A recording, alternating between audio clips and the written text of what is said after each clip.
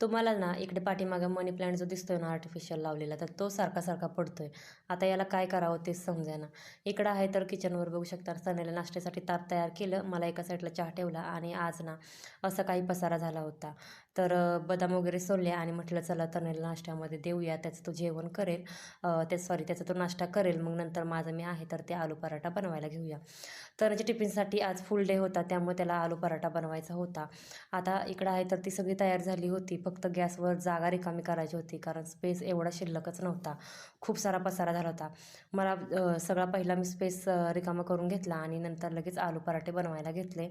आता मुलांचं काय झालं की एक्झाम चालू होतील, पण 10वी-12वीच्या तनुच्या स्कूलमध्येच एक्झाम चालू आहेत. त्यामुळं हाफ डे, फुल डे, कधी असंच आता रुटीन चालू झालेलं आहे. त्यामुळं कधी काय द्यावं हे पण समजत नाही आहे.